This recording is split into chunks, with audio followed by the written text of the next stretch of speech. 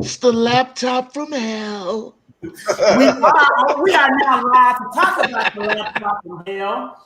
It is great that you guys could join us for some post-debate discussion.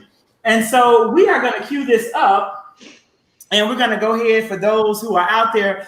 We want you guys to answer the questions as well. So for everyone who is joining us on live, whether you're on Facebook Live or you're on YouTube Live, we want you to answer the questions right along with the gentlemen that are here. And so what I'm going to do is I'm going to ask each of you a question directed at you.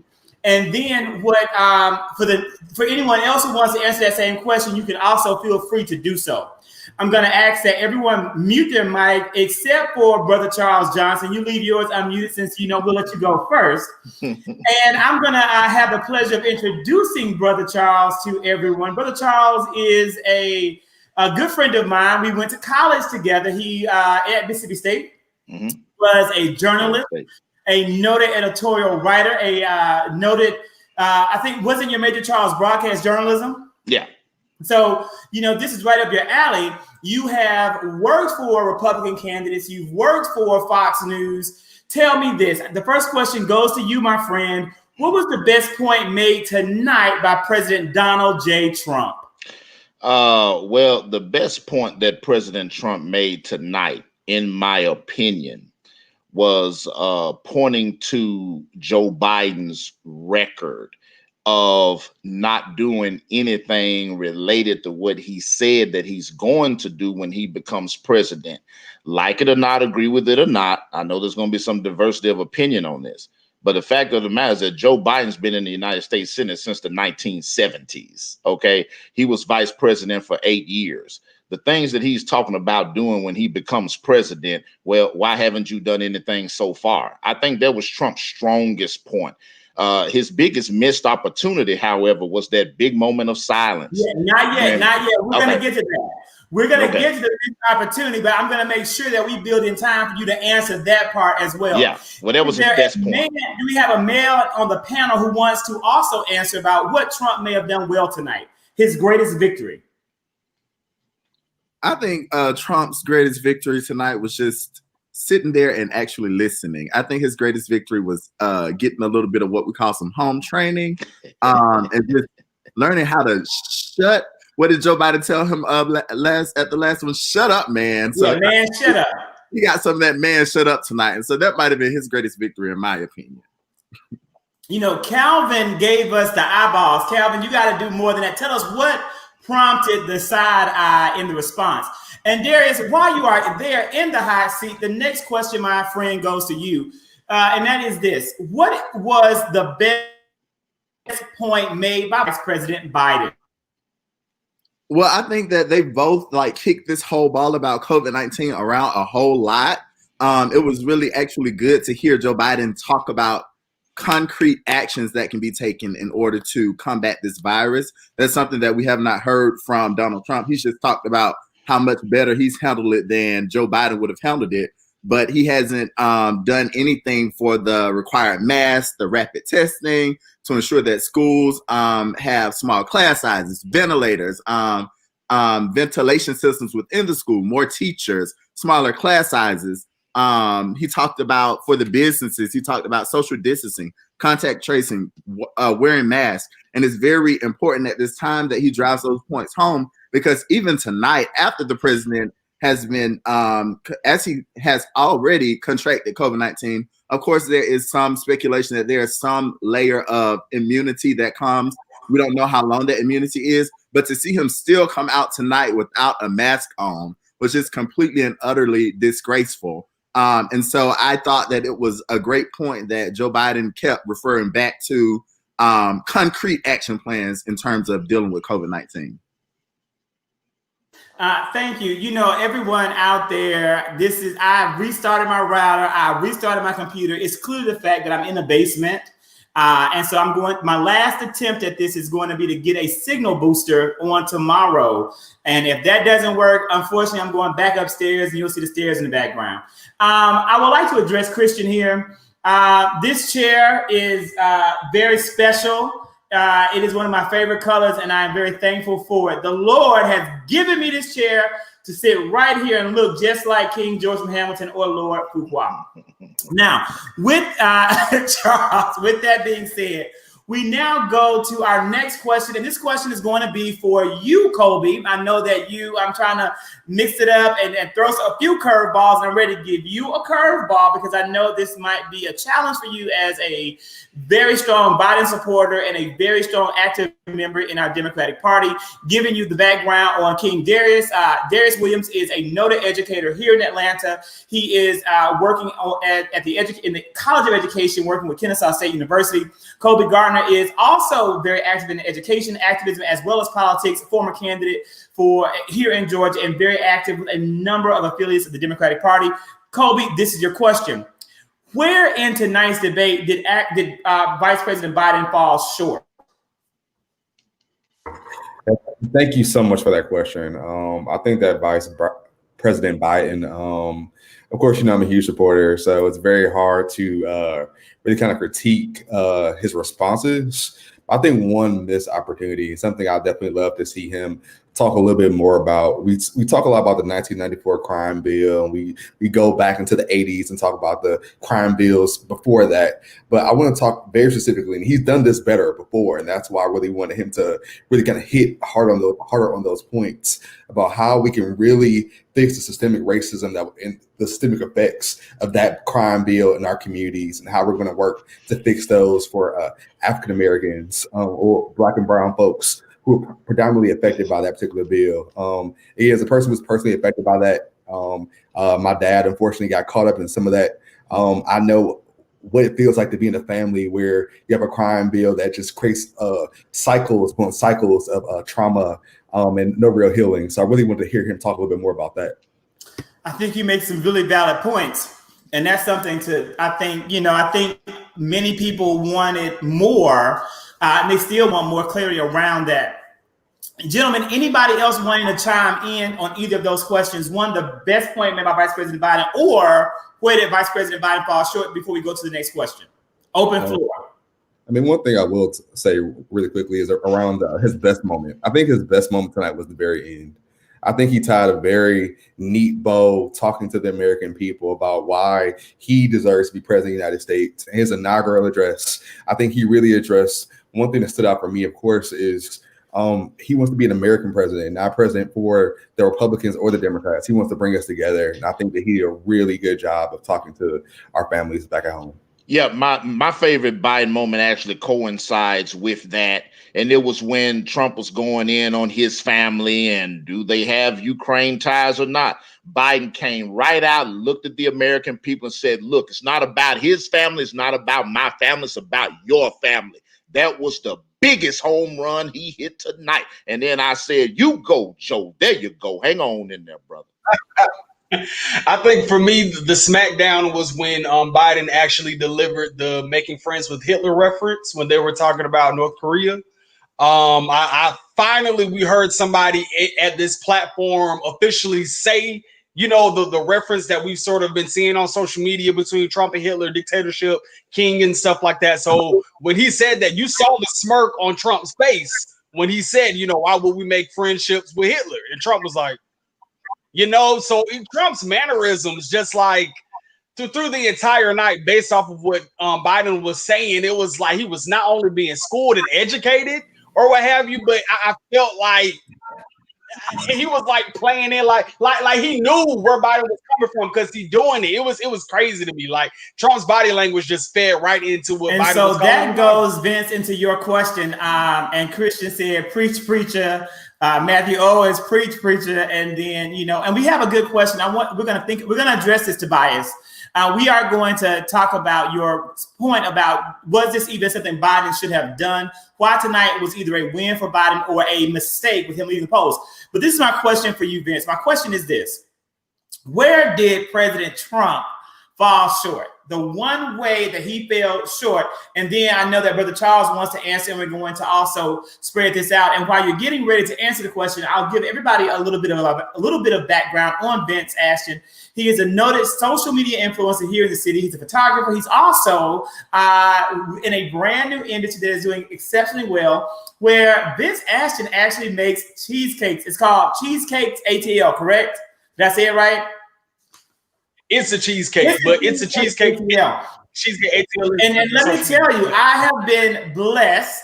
I was not gifted a cheesecake. I was not given one single bite, but I was blessed by the Lord to be able to purchase 2 of these cheesecakes. I got the white chocolate strawberry, as well as my personal favorite flavor. That was my. Then also, I think I got maybe a caramel, whatever it was. What was it? I think you did the vanilla bean. Was that vanilla? It was vanilla bean because, you know, it's more plain. Both cheesecakes were excellent. They have contributed to my COVID weight gain. I am 16 pounds over my Weight Watchers weight, but no worries. My birthday is right around the corner, and my big ass will get it together. With that being said, brother Vince Ashton, take it away. So the question was, what was Trump's downfall? Right? Was that it? You got me distracted with the cheesecakes. I got excited. Well, I got excited too. No, listen, this is Vince. It's a cheesecake has actually grown significantly. It is now you offer I think 30 flavors, and you have more orders than you can do. And so I know people are getting ready for the holidays. I'm just wanting them to be as blessed as I was by that cheesecake, but not blessed by those 16 pounds that have the weight limit. The question was, where did President Trump, the number one place that you feel that he fell short? Well, you know what? I think that's a given. It's race in America. And the way that you know that Trump is about to downfall or head down a spiraling hill is when he deflects. And as soon as they got to race in America, he went to North Korea. He went to Saudi Arabia. He went to fracking. He went to everything else outside of race in America besides what we were talking about. And the moderator had to repeatedly say, I want to stick on race in America. We have to get back to race in America. And unfortunately for me, I feel like Biden sort of got immersed in that deflection because he was being attacked personally. So he was trying to take, rebuttal to the cheap shots that Trump was taking or what have you. But I really think that Trump's downfall is the race in America. 100%. I think he also made the point that I'm the most or the least racist person in the entire room, and the Abraham Lincoln reference, and in my mind, I really feel like Trump feels that every black person goes to HBCU. Now, I went to FAMU, so I'm all for HBCUs, but every black person doesn't go to HBCU. So it's like he's using that token as this thing that represents all of Black America. 9% then. 9% of college-educated Black people in America, 9% of them have a degree from an HBCU. Of 100% of college-educated Black people in America, only 9% of them have at least one degree from a historically Black college or university, or predominantly Black college university. Right. Yeah. And then in addition to that, I think something that was neck and neck that I've been really wanting a lot of just politicians to talk about is the voter interference from international countries abroad. And when they finally got into the crevice of, I think Iran has been found in doing some meddling. Russia has been found into doing some meddling, like based off of the prior 2 elections. With these situations happening, like what have the parameters and the steps what steps have been taken to eliminate those things of happening? And it seems like Trump, there was no reply. There was no reply at all on his end. So I was waiting for him to really, say something substantial towards that as well. Brother Charles, I know you were ready, and so we're now going to switch that over for you to give your input. And anyone else can also chime in once Brother Charles has concluded. Yeah, Trump's biggest problem in the debate is that he missed the knockout punch. He totally flubbed the wide opening when there was that long, awkward pause. When Biden was asked the question, and this is, of course, Trump's strong suit. You've been in government so long. Why haven't you done anything? You had 8 years as vice president with Barack Obama. Why didn't you do any of these things? And he said, a Republican Congress. And there's this long pause. That was the perfect opportunity for Trump to interject, but you had a Democrat Congress the first 2 years. I mean, that would have put Joe on the mat. I don't believe Joe would have gotten back up from that. Trump missed the knockout blow. And that's his biggest missed opportunity. His weakest area, of course, is going to be race in America, because we know what Trump is. And we know that the base that he caters to, where we know who they are too. But in all fairness, but the Republicans have known for a long time who these people are, and the Republican intelligentsia, and I know this from personal experience, laugh at those folks. When they get in their clubs, when they're on the golf course, and when they are in their private parties, they laugh and joke about what they call the backwards folks vote, of course. But since they tend to vote Republican, then they kind of don't embrace them, and no Republicans ever really fully embrace those folks.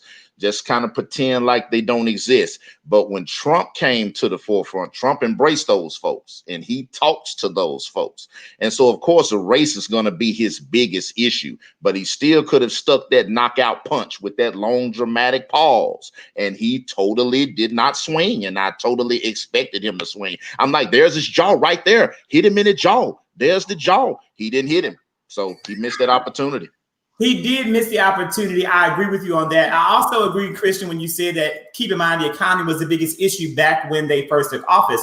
But I want to say, I feel like, to be honest, this is my only brief interjection, and I'm going to give you gentlemen a chance to question me as well. So you get to each ask me a question too. So you can start thinking, what's my question, as I get ready to go to Zach. I want to interject that there was a big missed opportunity on Biden's part to talk about that. That was the answer, Charles. When he said Republicans had control, that's the answer. And when he would have come back, it would have then been, Christian, that the economy that I inherited from Republican President George W. Bush caused us to have a different focus and priorities, and getting America on an economic track first was the answer. I was ready for all that, but Biden, it took him a little bit of time. There was a delay. It was a delay. It's not funny, Charles, because we're all getting older. That is funny. But it happens. And so with that being said, Zach, anyone else want to answer to that question briefly before we go to Zach? Yes, Colby.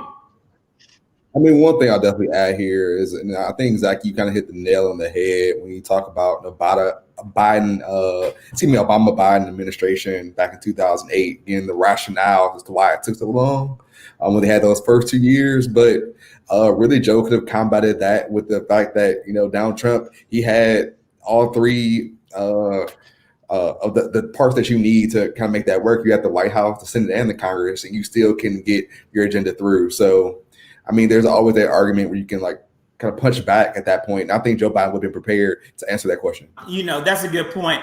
Possibly. And people are saying slow on their feet, different things. And I want to talk about that just very briefly.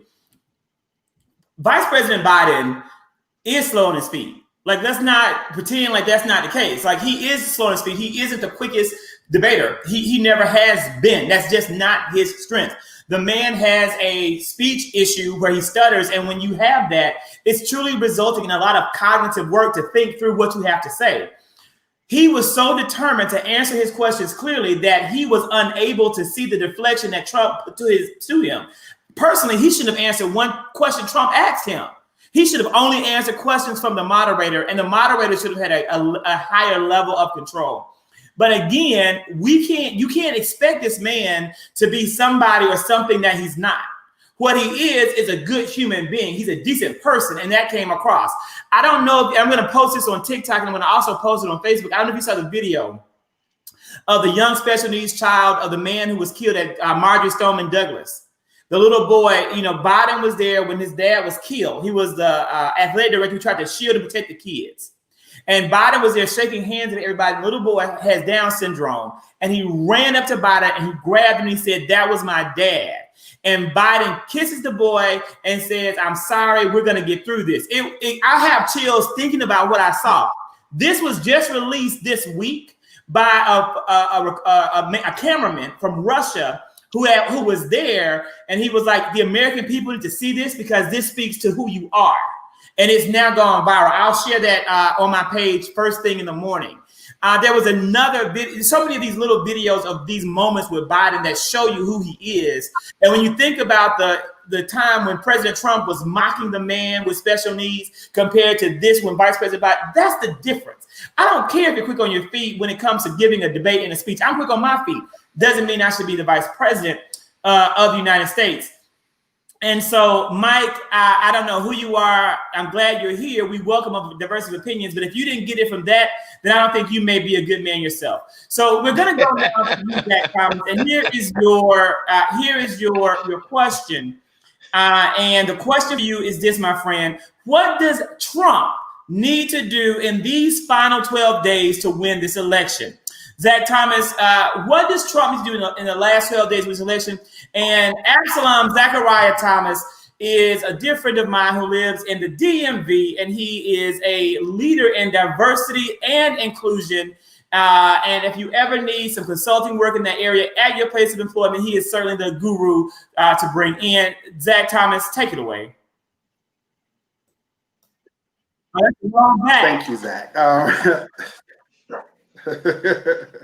So what does Trump need to do? I think he has a lot to do. I think he has some high moments, and some people might disagree. I think the high moment is one when he took responsibility for a lot of the stuff that was happening with the COVID. And so, but he didn't elaborate on that. He said, I take full responsibility. It's not Joe's responsibility, or it wasn't his fault either. I think there was a high moment. I think he needed to build on that. And so if he can continue to do that as the current president, he might win over some undecided voters. But at this moment, I don't know who's undecided. I also think he definitely needs to appeal not only to his base, but to those people who might be on the fence. And when I say on the fence, I mean like who really doesn't know that much about Joe, and who has doubts about Joe because of what the crime bill or because of some of the things they don't think he stands for. I think he needs to appeal to those people. Once he does that, he might have a winning chance, but he also has to look at the numbers. If he don't win Pennsylvania, if he don't win Florida, if he don't win those states, Wisconsin, and those states that are like at neck and neck, then I'm sorry, it's no help for him. Anyone else wanting to add in terms of what can Trump do in these last 12 days? Well, Trump is not going to convince a lot of people that were not already for him to vote for him. And I think Trump understands that. So when Trump goes out there, he is trying to throw red meat to his base. That's why he's kind of flipped on Dr. Fauci and starts calling him names, because this is what his base is saying with these weird conspiracy theories on QAnon and all this other foolishness. So what Trump is doing is playing to his advantage, which is turnout. That's how he's going to win. His folks are going to have to turn out like they did in 2016 in those certain states that he can flip from blue to red. And he did flip from blue to red. Now it's got to hold on to him. So that's Trump's strategy. He really doesn't care about convincing anybody that's on the fence for him. I don't think he ever really cared much about it at all. He's always been a petty partisan, really a partisan of the most petty type. I mean, he really only cares about his voters, people that vote for him. People that don't support him are insignificant. Republicans who turned on him because of his character issues, they're turned cloaks and traitors and all these other names, or whatever name that he calls them. So Trump thing is, I got to turn out my people, and that's what he's working on.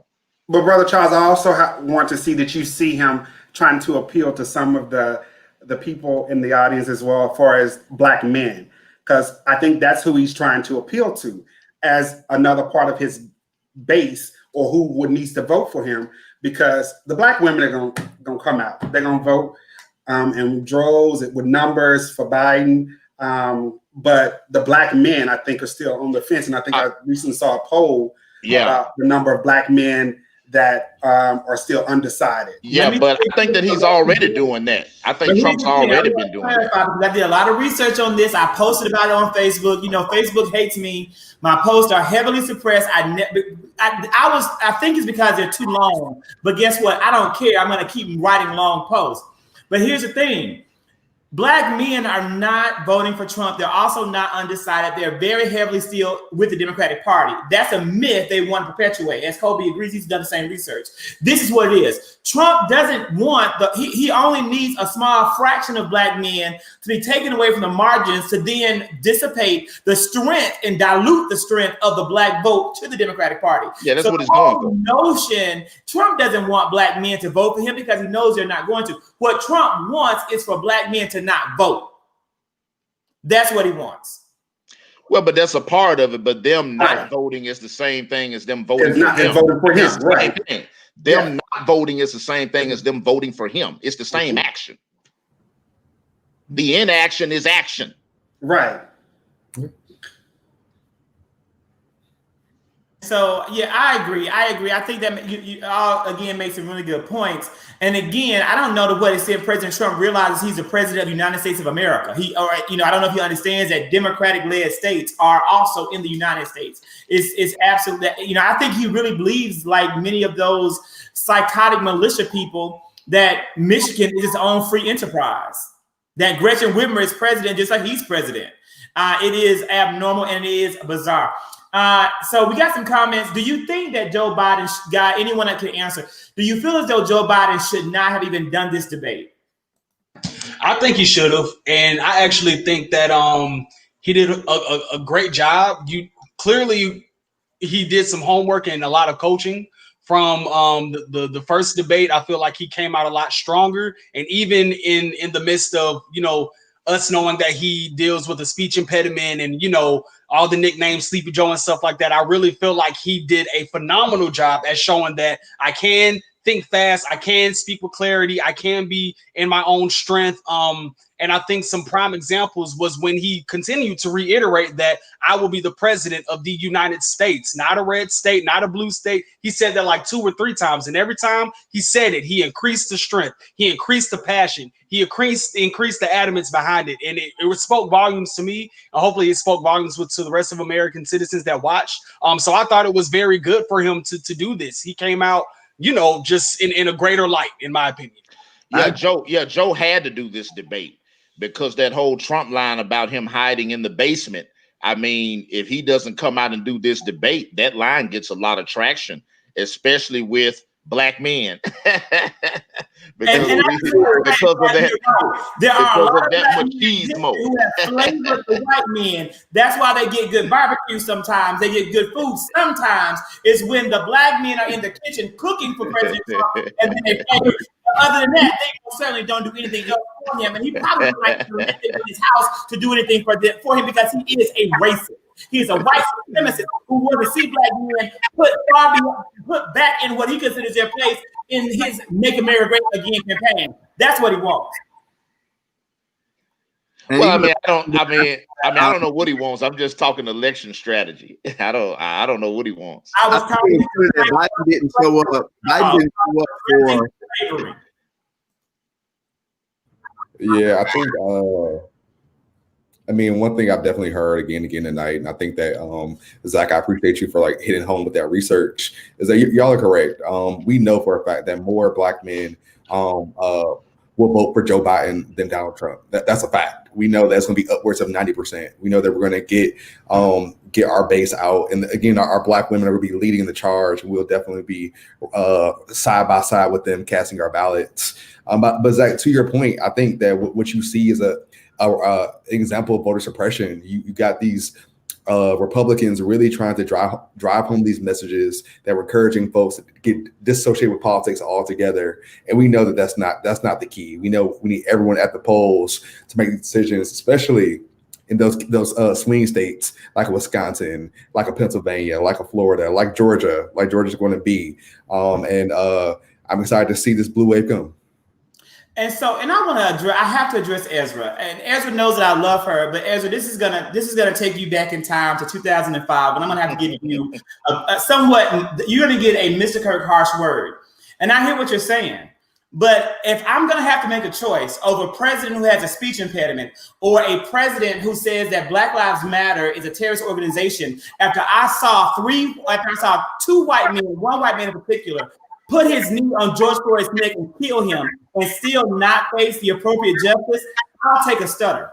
Somebody, please, everybody mute your mic for me because there's a background. Just mute your mic for me one time. And let me tell you this, Ezra. If I have to make a choice between a president who stutters and then a president who encourages Daniel Cameron, the Attorney General of Kentucky, to deny justice for Breonna Taylor, who was gunned down innocently while she was in her home trying to go to sleep, I'm going to take a president who stutters. If I'm going to have to take a president would I take a president who tells white supremacist groups like the Proud Boys to stand down and stand by, to wait to take over this country, to shoot and probably kill Black people at will, or a president who stutters? Ezra, I'm going to choose a president who stutters. And I'm shocked and I'm disappointed that they're not every single Black person out there making the exact same choice, because our lives are at risk like our democracy is at risk. We are the ones who have the big choice to make. And if we don't make the right one, we will suffer for the rest of our lives. It will take a generation to undo the damage that President Donald J. Trump has done to this country. When Amy Coney Barrett is put on the Supreme Court, she is probably her tenure is going to outlast the rest of my good years on this earth. And that's heartbreaking. Don't let that be the case for you or your child.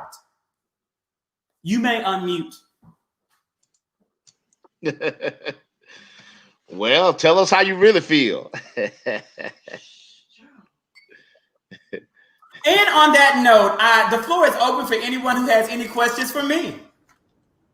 Well, Zach, I want to ask you a question, simply because I know that you're a big Biden supporter. Let's say that hypothetically, President Trump was trying to win you over tonight. What could he have said to tip the scales in his favor? What could he have said, just hypothetically? What could what could Trump have said hypothetically? I mean, it could be anything. It could be anything. Let me do my best, because that's very fair, Charles. I've asked some similar questions. I did the same thing to Kobe. And so Kobe handled it with the professionalism of a real politician. I don't have that yet. I may work on it. You know what, Charles? Is honest to God, there is nothing that Donald Trump can say, because I think that everything that this man is saying is a lie and is a pander to the vote. But I will tell you what he could have done that would have made me walk away with respect for him. So I can say that. The truth is, there's nothing this man could not have. There's nothing he could have done that would allow me to vote for him. Nothing. But what he could have done to earn my respect is got on the microphone and say, I have failed the American people. I had a failed COVID response. I have not owned up to being a white supremacist. I am working on it. I am praying on it. I am not a good Christian. I have never been a good Christian. I don't even go to church. I don't know the Lord, but I am working to find him very hard. I am now in the process of praying with Melania. She has left her stripper ways. My son is finding the Lord. My children have put down cocaine. My daughter has stopped her illegal business dealings, and I'm trying. Had he done that, then perhaps I would say I have possibly found a new brother in Christ, the Lord Savior, and I would respect him. Well, tell us how you really feel. But you know what, Brother Charles, I think you made that's a valid question, because I think not a lot, but there's a number of Americans that are, tackling that same question in their mind. And what I do have to sort of give kudos to not only Joe Biden, but the moderator was, regardless of what you say on October 22nd, 2020, this is what you said in the past. And not only this is what you said in the past, actions speak louder than words, dating back to the Central Park 5. So you've been behaving like this for decades on decades on decades. So at this point, now that we're in the fourth quarter, about to go into overtime, you trying to conjure up votes is really not going to work for a lot of people, because this has been your behavior for like 30, 40 years now at this point. And he's so unapologetic about it. Like even tonight when they talked about the children being in cages, he said, I'll have you know, they're being very well taken care of. And I'm like, how well taken care No, of. no. Who built the cages? Oh, right. Right. Who built the cages? And Joe's response is, who using them? That should have been his response. Who using the cages? Or those, Because we didn't or build them for those that. cages probably say made in China. I would have liked that one also. That would have been a good comeback. That children can be taken care of to the highest extent without the presence of their parents was a painstakingly clear. Right.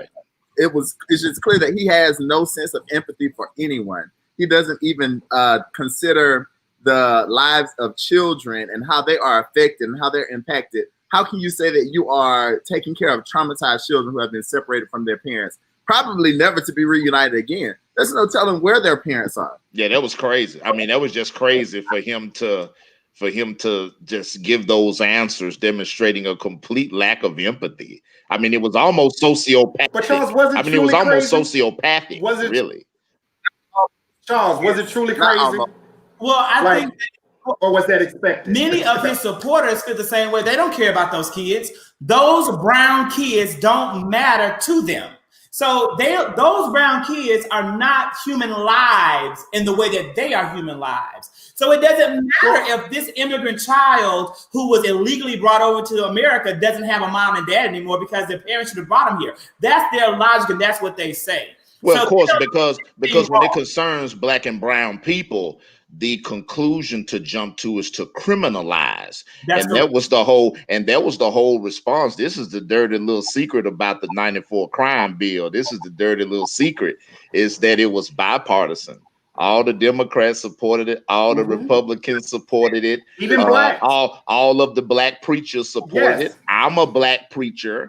I know that the black preachers supported it because they said we got to get some police out here. We got to lock these folks up. I mean, so let's be real. I want to go, and Charles, you can verify. I want to go on the record to say to the world, Zachary Kirk has been fighting for immigration reform since 2000. I wrote articles about it when we were in college. Yes, you did. This is true. I was demanding for immigration reform because I saw then that what America was trying to do was bring in a whole new sharecropping system on the backs of immigrants in the state of Mississippi. So I've always cared about it. So Carter, it's at the top of the list of concerns for me.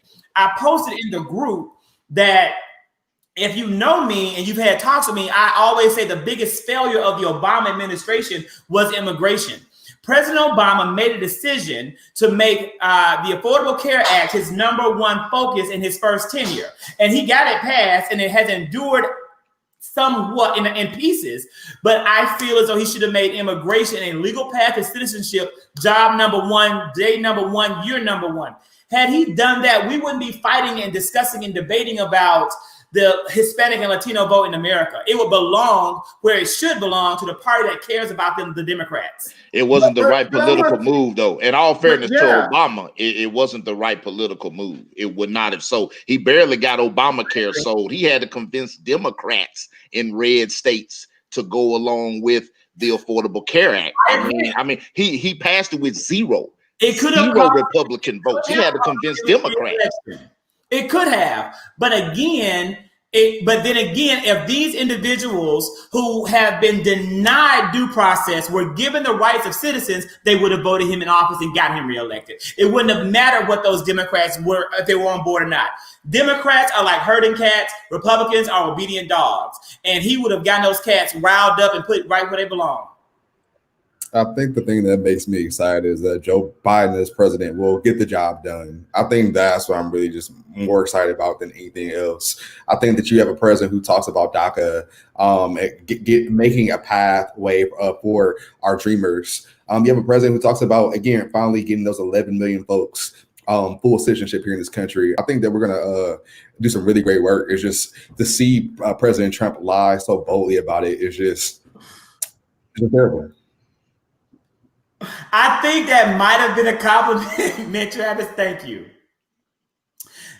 Gentlemen, are there any other questions out there? I'm trying, and again, I always call the Affordable Care Act. Obamacare was a slur that came from the bile pits of Sean Hannity and Fox News and the lies they tell. But you're right. Now, Carter, I'm not saying that you're not right. You are. I'm just saying Zachary Kirk has always cared about immigration reform. It's a major issue for me in my life. I care a great deal. Lamont says he's to Dwayne. You cannot make bold statements like that. That's very dangerous. And you have no facts to support that at all. And then no one votes when it counts to midterms. I think that you're possibly, right. And Jimmy Jam says that I paint with a broad and ignorant brush. You make wild sweeping claims about people you don't agree with politically. You are part of the problem. I want you to log off. This is not the platform for you. If I am painting in a way that is unpleasing, aesthetic, then you want to find another painter. That's a simple matter. It's easy as that. Find a new painter, Jimmy. He wants you to paint like that old white guy on PBS. Yes, absolutely. Absolutely. And so I have a question. I have a question. So, and I'm not making an excuse for my generation, but me being a millennial, when we get into these debates and Trump always tries to equate the swine flu versus coronavirus, and the swine flu took place in 2007, 2009, 2010. I graduated high school in 2007. And I was in college in, 08, 09, 010. And I don't ever remember government shutdowns, stimulus packages, business shutting down. Like I don't ever remember hearing any, red flags. And I'm not saying that it wasn't important. I'm sure it was very, very vital that, people's lives are on the line. But I'm just trying to connect the equation that they're always trying to put together, because I'm like, now where was I when all this happened? Because I don't remember none of this. So what Trump wanted to say, Vince, but he wasn't able to really get it out. What he was trying to say is that if the number of people that had swine flu would equate it to if they would have had coronavirus, it was more. But what the logic is that he's missing is swine flu was not at the same level of severity or morbidity. It wasn't as deadly as COVID-19. That's the difference. If swine flu was as dangerous as COVID-19, the response to swine flu would have been drastically different. And anyone who has logical thinking knows that, so that argument doesn't hold up. Many of the things that Trump is saying are not valid, and Biden knows it. So what Biden does is he smiles and laughs it off instead of attacking it hard. I wish he would have attacked harder, but I don't necessarily know if he needs to. The bottom line is this: in Georgia, we have 6.9 million registered voters. As of today, 2.1 million of those 6.9 registered voters have already voted. I don't believe that the people in Trump country are getting on their dirt roads in their pickup trucks and driving down to that polling place, standing in these hour-long lines that are the result of John Raffensperger and Brian Kemp's voter suppression efforts. I think the people who are in these lines fighting for their right to vote are hardcore Biden supporters, and we are going to have a blue wave in this country that no one, not even Jimmy Jam and his little bitty brush that doesn't hang wide, can deny. I don't know, brother. I don't know about that. Zach, we thought the regime is over and Joe Biden will be president. And Zach, it is our job to hold him accountable when the time comes. Yes. Zach, we thought the same thing in 2016. That's what I was about to say. What happened to the 2016? And if you look at the points, like they're still kind of close, like 10 points, 11 points. Let me give you the difference around that time. I don't want people to get complacent and comfortable, and I don't actually think they're going to. I don't think there's anything that I can say. And that's the problem. No, I don't think there's anything that I can say or any poll can say that's going to stop anybody from going to the poll that wants to vote for this term. No, people are going to vote. They're not going to be confident. Here's the thing. Polls in 2016, where the news cycle heavily emphasized the popular vote, and national polls. National polls showed Hillary Clinton winning by a 4-point margin, and guess what she did? She had 3 million more popular votes than Joe Biden. But this is what people don't. But Zach, let me tell you, this is what people don't realize, and they weren't doing this in 2016. They weren't looking at battleground states. The battleground states of Michigan, Wisconsin, Pennsylvania they were all within a margin of error. And so, but Zach, they were looking at those battleground states in 2016 because it was the same factor. Clinton in 2008 when Obama ran for his second. Let me finish. Hillary Clinton was making financial choices as her campaign was losing steam and money, and she looked at how Obama did in those states when it was also that close, because Obama barely squeaked it out in 2012. So Hillary thought she was going to do the same thing, and it didn't happen. This time, Joe Biden is leading the polls in Michigan, Wisconsin, and Pennsylvania by 8 points or more.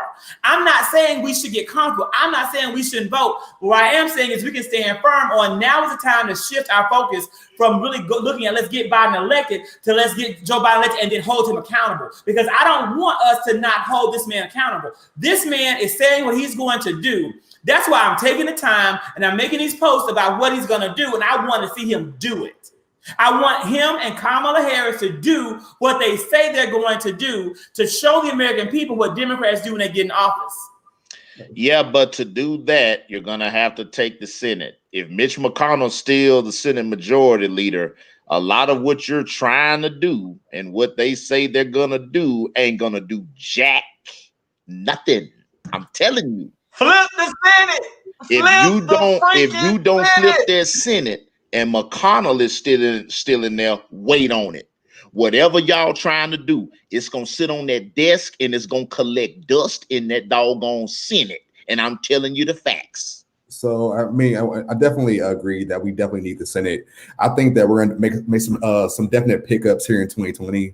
But what you see is in 2022, this midterm election is going to be like no other midterm we've had before. I think 2018, you saw a strong showing with Stacey Abrams, Andrew Gillum, and getting races up and down the ballot all around our country. But I think that what we're going to see, in the event that we don't take the Senate in 2020, in these midterm elections, we're going to sweep. I really think we're going to do a really good job of picking up some more seats in our Senate then.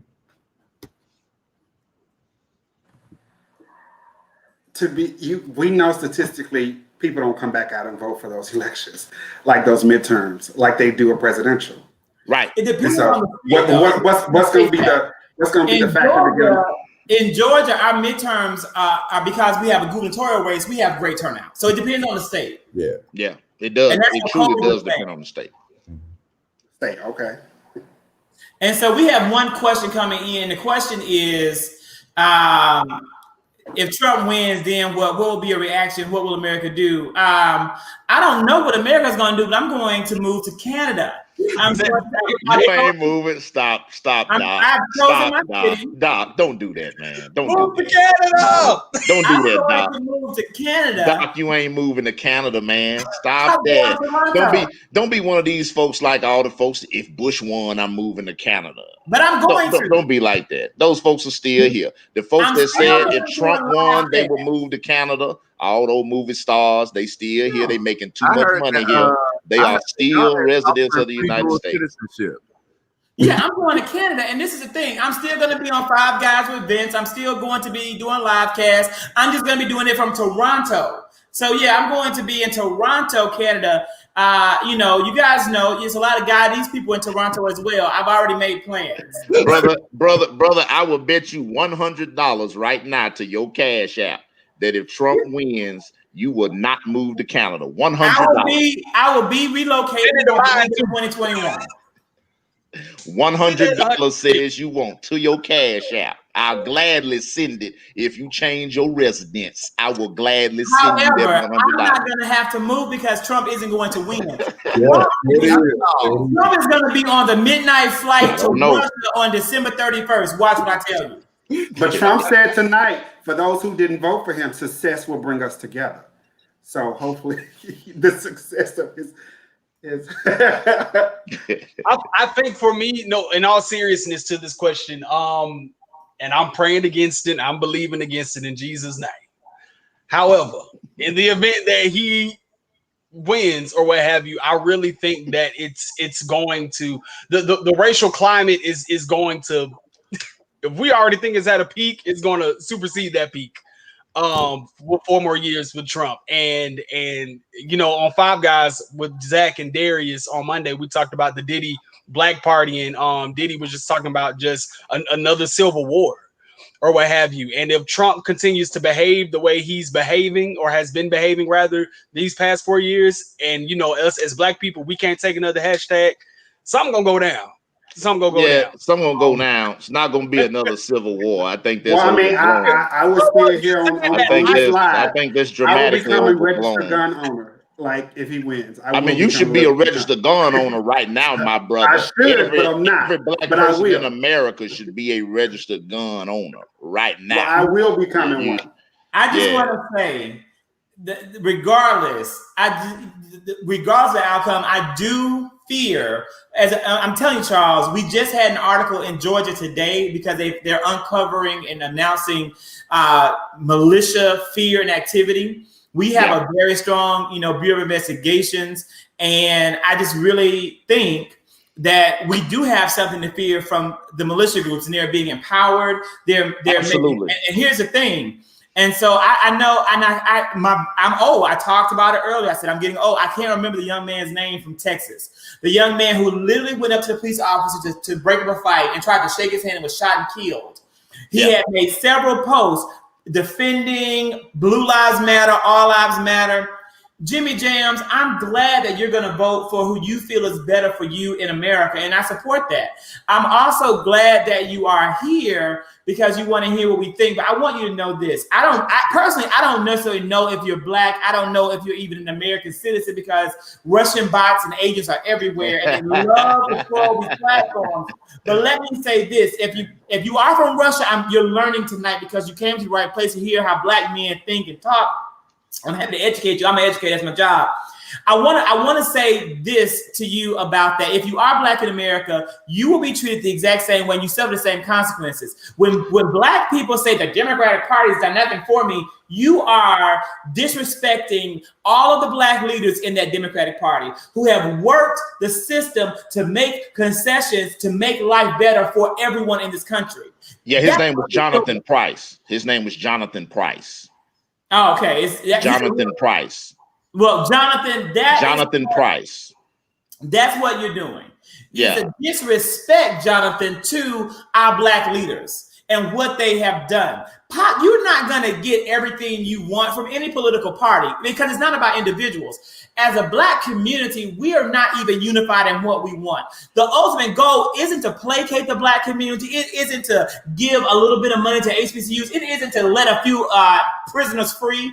Yeah. That's not what the point is. The point is to make America a country that improves upon itself year upon year, to protect democracy, to uphold the Constitution so that every American citizen, regardless of race, color, or creed, has a chance to be what they want to be in America. That's all black people have ever wanted in the country. That's it. Yeah, and under the Trump administration, we haven't had that. Under the Trump administration, my neighbors have been told I don't even belong in the community in which I live.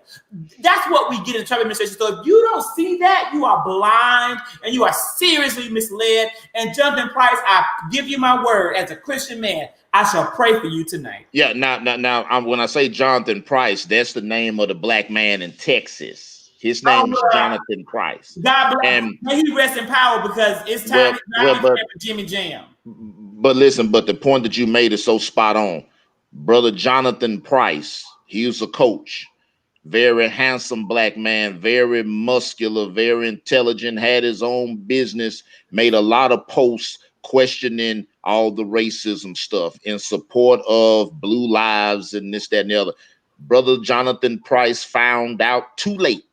He found out too late that he would looked at because of his blackness and his size and his muscles. He was looked at as a threat. He found out too late that he was just like the rest of us. He found out too late. He just walked up to the police officer and asked him, was he having a good day? And pop, pop, pop. And he's dead. He's dead because he didn't listen. And I hope all my black brothers and sisters listening to me right now, Jonathan Price is a tragic case in point of everything that we've been saying. Now you better listen because you'll find out too late that you're just like the rest of us. In the right situation, or in this case, the wrong situation, you're just like the rest of us. And I think that's a powerful note to give a concluding word. Jim, is there anything else left to share?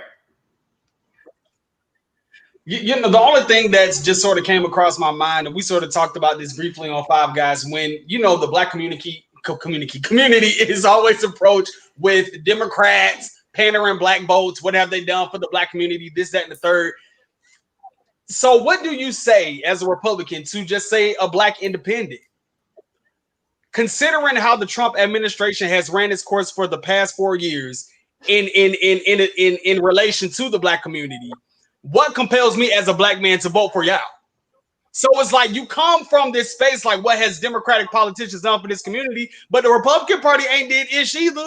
And they've been running us through the meat grinder. Right. Y'all don't insult it. We terrorists. Y'all killing us. Y'all ain't supporting us, so on and so forth. So it's like, so where is your argument? I've always wanted to know that on the Republican side, like y'all come on this platform as if like the Democrats that did nothing. But what y'all doing to compel me, to motivate me to vote Republican as an independent? Let me know. I'll wait. Crickets. You get crickets on that. Aside from everything that Trump said tonight, Biden made it very clear that all of his measures of success for the country have to do with the stock market, how well the businesses are doing. Right. And for him challenging him to say, we're doing. What are you doing for? Yeah, we're doing right. And Trump criticized Biden for even saying that, oh, you're such a politician, you could do better. No, Trump, your ass could do better. And for the American people, if you are not making over $400,000 a year, you need to understand that it does not matter. It does not matter who you are, what you look like. You can be Black, white, brown, Puerto Rican, whatever. Trump does not give a rat's ass about you. All he cares about is the stock market and the bottom line. It's to help his rich friends get richer. It's to help his rich friends get richer. And I see the celebrities coming out. Ice Cube, I saw Puff Daddy, and now today I saw Waka Flocka. Now let me say this: Waka Flocka, you ain't got no over $400,000. You might well sit down. You in the wrong boat, bro. You don't forget it. Now I can see Waka Flocka for anything intelligent. I can see that Ice Cube. You know, Ice Cube had that 3-man basketball league, and he got that Steve Bannon Breitbart money. So Ice Cube got it. Puff Daddy got it, but Waka Flocka, bro, you ain't your tax. First of all, be fair to Ice Cube. Them Trump folks lied on him. They lied on him as they always do. He was not working with those folks. He went and had a conversation with those folks, and then they tried to get on Twitter and pimp it out like he was like in the office with them, like they were working on this thing, really hammering something out. That was a lie. He shouldn't even talk to him. I agree, because he should have known their propensity for being propagandists, because the Trump administration are propagandists. But you made a point about the Black celebrity. You left one off, the biggest one of all, 50 Cent, because 50 Cent said, I don't want to be 20 Cent. 50 Cent said, I don't want to be 20 Cent. And against my better judgment, I went into the comments on his post, and a lot of his followers were backing him up on that. And I made the point. I said, okay, 50 Cent can say that, but how much money y'all got? All right, because y'all not affected by people that make over $400,000 a year. That's 50. He got the albums, royalties, residuals. He got Power Book 2, Power Book 3, and Book 4, 5, 6, whatever. I'm boycotting all of them. Can't you boycotting Power? I love Naturi. Y'all not canceling Power, man. Stop it, man. Zack, very Kobe. I know Kobe is ready. I know Kobe's been trying to say something. Kobe's so polite and respectful. I just want to say back to my good friend Jimmy. Jimmy, look, you know what? Jobs and a chance at prosperity is maybe what brings white people out of poverty. But you know what will bring Black people out of poverty in America? And I'm not going to even say reparations. You know what it is? It is ending systemic racism. If we didn't have systemic racism in the country, and we didn't have systems of oppression that were built to hold us back, we could be out of poverty too. I think reparations began that work of ending systemic white suppression. Anyway, if we had access, you're right. You're right. You're right. It begins and ends with reparations. That's really the only way to remedy a $17,000 wealth with $1,500 wealth. I mean, that wealth gap is insurmountable without some kind of move that you can make it by means of reparations. I'm a strong reparations supporter. Kobe, you were going to add in, because poor Kobe is not jumping in. He is so respectful. There's no problem. Tonight. So one point I want to definitely talk about before I kind of get into my last words were that one Diddy, if you go to his Instagram, go to a couple of days ago, he has said very, very, very plainly, I do not support the re-election of Donald Trump. So his words. So definitely go and check that out. No, I saw that. But when you say you're going to create a black party, you're hoping that you know that this year you failed to do the work. So you and Charlamagne are not talking about how you're going to work this out in the next 4 years so you can destroy Kamala's chances of winning. Sean Combs is a Scorpio. Day after my birthday, I know his thoughts. I know his manipulations. His black party can go right. Can't do it. So for me, I will read anything. Again, I'm a strong Democrat. You already know that. But one thing I will say is that let's focus on 2020, and then in 2022 and 2024, let's elect some good leaders to represent us in Washington, in Atlanta, and all around the country. But one thing I will say is that we have going on 11 days left. I need every person here listening to this call to do what y'all can. Make a phone call, send a text. Go vote. The vote. If you have not already voted yourself, pick somebody up. But make sure that we get there to these polls and that we make sure that Joe Biden wins this. We need Joe and Kamala. We need Democrats up and down the ballot. Again, in Georgia, very specifically, we have a chance to flip the House, y'all. We have a chance. So let's try to get it done. Colby, are we going to be voting for you? Are we going to be in Georgia? Are we going to be going to the polls in 2022 to vote for you? I'm definitely trying to put something together. So please pray for me as I'm making that decision. But I'm really trying to do what I can to make the people of Georgia's life just a little bit better. Well, I'm excited. So you just let me know what role I'll play in the campaign. I am ready to work. I will be setting aside, to preparing with my max contribution. So you're the second person. My good friend Tobias, who is here, very likely to go for the Lithonia House seat. Being vacated by the Honorable Pam Stevens. I'm ready to support him if he decides to enter into that race and get my, maximum contribution prepared. The Georgia max, isn't it what, 2,500? Yes, it is. Yes, it is. So, I'm going to set that aside for him, and then now I can go ahead and start, kind of see what I can do for you on the side. So as I continue to get, with these palmini noodles, we'll see how many noodles I have to promote on my Instagram to get you your fair share. So, you can say that we're here for you. We support you. I want to thank everybody. Lee, I'm sorry.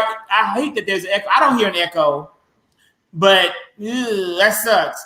It's a great time. You know what the echo means? The echo means get off. It's 12 o'clock. Get off live.